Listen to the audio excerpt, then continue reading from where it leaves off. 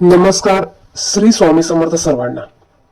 आजच्या व्हिडिओमध्ये आपण बघा, धोंड्याच्या महिन्यात ज्याला अधिक महिना म्हणतो, या महिन्यात आपण लेक जावयाला घरी बोलावून वाण देत असतो, त्यांचा मान सन्मान करत असतो. आणि असं करणं म्हणजे आपल्या जावयासाठी, त्याच्या प्रगतीसाठी, त्याच्या सुखासाठी हे चांगलं असतं. आणि म्हणूनच लेक जावयाला घरी बोलावून वाण काय द्यावे, त्याचप्रमाणे अशी कोणती वस्तू आहे की ती सोन्याहून मौल्यवान आहे आणि अशी ही वस्तू लेक जावयाला आपल्याला द्यायची आहे, ती वस्तू कोणती आहे. त्याचप्रमाणे लेक जावयाला वाण देण्यासाठी बघा, ज्यांना जावई नसेल त्यांनी काय करावं, किंवा ज्यांना आई नसेल मग अशा वेळेस काय करावं, याविषयीची संपूर्ण माहिती आपण या व्हिडिओमध्ये बघणार आहोत. वाणामध्ये कोणत्या वस्तू द्यायच्या, कशा द्यायच्या, याविषयीची संपूर्ण माहिती बघणार आहोत. त्यापूर्वी तुम्ही जर का चॅनेलवर नवीन असाल तर असेच महत्वपूर्ण व्हिडिओ बघण्यासाठी चॅनेलला सबस्क्राईब करून बाजूच्या बेल आयकॉनला प्रेस करा. व्हिडिओ पाहायला आवडत असेल तर व्हिडिओला लाईक करा आणि इतरांना देखील ही माहिती शेअर करा. आपल्या हिंदू धर्मात अधिक मास, ज्याला आपण धोंड्याचा महिना किंवा पुरुषोत्तम मास म्हणून देखील ओळखतो, हा महिना अत्यंत पवित्र मानला जातो.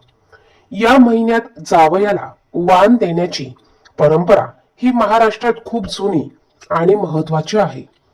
जावयाला श्री विष्णूचे रूप मानून त्यांचे पूजन केले जाते. 2026 मध्ये अधिक मास 17 मेला सुरू होणार असून तो 15 जून पर्यंत असणार आहे.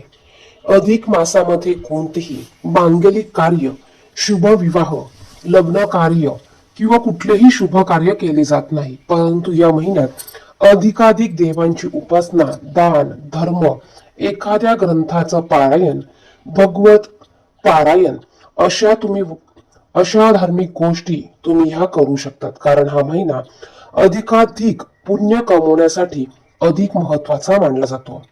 आता अधिक महिन्यामध्ये ज्या मुलींचं नवीनच लग्न झालेलं आहे, अशा लेक जावयांना घरी बोलावून, त्यांच्या सवडीनुसार घरी बोलावून त्यांना मान सन्मान दिला जातो, त्यांचा आदर तिथ्य केला जातो. बघा, ज्या मुलींचं नवीन लग्न झालेलं आहे, अशा मुली आणि जावयांना खास करून अधिक महिन्यामध्ये सासू सासरे आपल्या घरी बोलवत असतात आणि त्यांचा मान सन्मान करत असतात. जावयाला साक्षात भगवान श्री हरी विष्णू यांचं रूप मानून त्यांची पूजा केली जाते.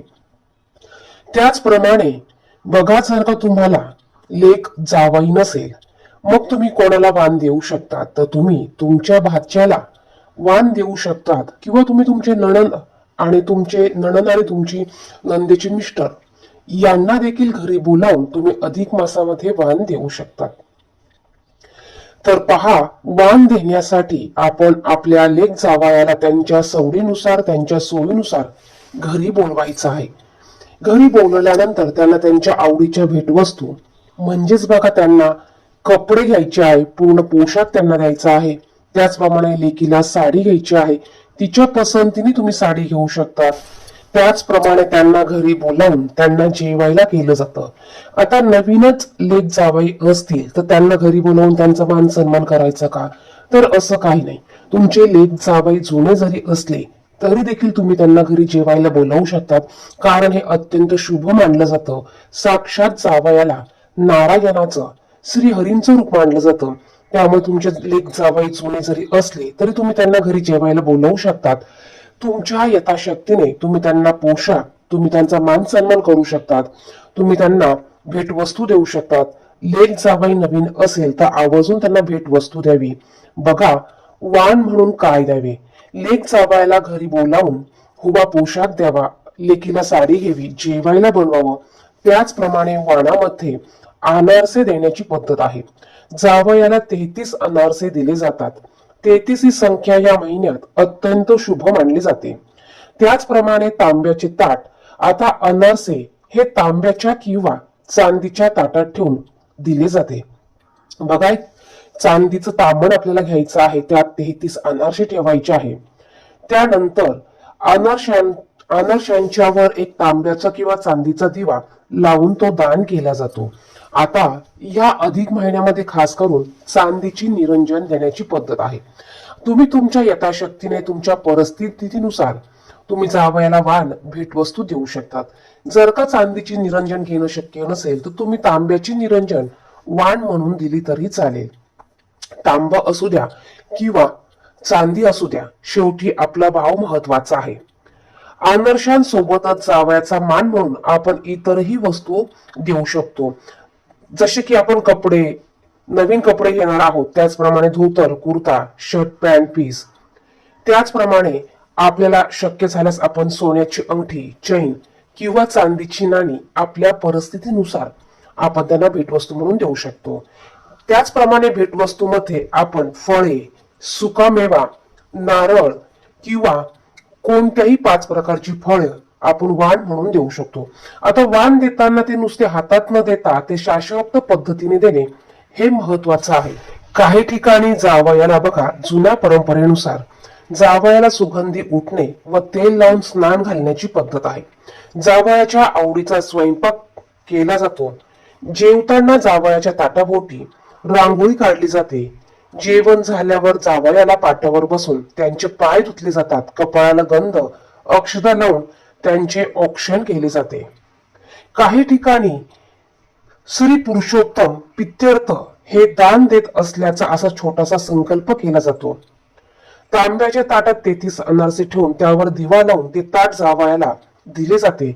यावेळी जावयाने तो दिवा शांत होईपर्यंत तिथेच बसणे अपेक्षित असते. यानंतर जावयाने सासू सासऱ्यांच्या पाया पडून आशीर्वाद घ्यावा आणि सासऱ्यांनी जावयाला दक्षिणा द्यावी. आता काही ठिकाणी 33 अनारसे देणे शक्य नसेल तर 33 लाडू किंवा 33 फळे सुद्धा दिली जातात. अधिक महिना सुरू झाल्यापासून तो संपेपर्यंत तुम्ही कधीही हे वाण देऊ शकतात. त्याचप्रमाणे अधिक महिन्यात जावयाला घरी बोलवल्यानंतर धोंडे देण्याची पद्धत आहे. आता धोंडे म्हणजे काय बघा, धोंडे हा पुरणाचा पदार्थ आहे. आपल्याला कणकेमध्ये पुरण भरून त्याचे गोल गोळे करून ते तळायचे असतात. याला धोंडे म्हटलं जातं. हे धोंडे द्यायला देखील महत्व आहे. ज्याप्रमाणे आपण 33 अनारसे देतो त्याच पद्धतीने 33 बत्ताशे देण्याची देखील पद्धत आहे.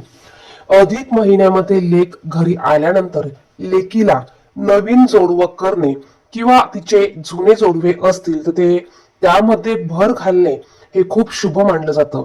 आईने आवर्जून अधिक महिन्यात लेकीच्या जोडव्यांमध्ये भर घालावी किंवा चांदीची नवीन जोडवे तिला भेटवस्तू म्हणून द्यावी.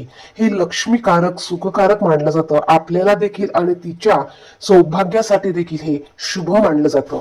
बघा, तुमच्या परिस्थितीनुसार तुम्ही जावयाला वाण देऊ शकतात. जास्त करून या महिन्यामध्ये जावयाला एक निरंजन आणि 33 अनारसे देण्याला अधिक महत्व आहे. जावयाला आपण साक्षात नारायणाचं रूप मानत असतो. त्याचप्रमाणे आपण जो दिवा देतो हा दिवा, आपली मुलगी पण ही लक्ष्मीकारक असते आणि हा दिवा ती तिच्या घरी देवघरात जेव्हा पेटवते तेव्हा तिला देखील त्याचा फायदा होत असतो आणि आपल्याला देखील होत असतो. आपण भगवान श्री हरी विष्णू यांना दीप दान केल्याचं पुण्य आपल्याला प्राप्त होत असतं. या महिन्यात जसं धार्मिक गोष्टी करण्याला महत्व आहे त्याचप्रमाणे या महिन्यात दान धर्म करण्याला देखील महत्व आहे. या महिन्यात दीप दान करण्याला देखील अधिक विशेष महत्व आहे. त्यामुळे आपल्याला काही देणं शक्य झालं नाही तरी देखील आपण 33 अनारसे, तांब्याचं ताट, एक निरंजन देऊ शकता. ज्यांना चांदीचं निरंजन घेणं शक्य असेल त्यांनी आवर्जून घ्यावं. ज्यांना शक्य नाही त्यांनी तांब्याचं निरंजन आवर्जून दान करायचं आहे. हे मुलीला देखील चांगलं असतं, त्याचप्रमाणे आपल्याला देखील लक्ष्मीकारक असतं. बघा, या महिन्यात जावयाला भगवान श्रीहरी विष्णूंचं रूप मानलं जातं. आपण जे पण काही दान जावयाला करू किंवा दीपदान करू हे साक्षात श्रीहरी भगवान यांना दान केल्यासारखं आहे, यांना दिल्यासारखं आहे. आणि म्हणूनच आपण आपल्या परिस्थितीनुसार यथाशक्तीने होईल तसं जावयाचा मान सन्मान करायचा आहे. व्हिडिओ आवडला तर नक्कीच लाईक आणि इतरांना शेअर करा. कमेंट बॉक्समध्ये ओम नमो भगवते वासुदेवाय नमः नक्की लिहा. धन्यवाद.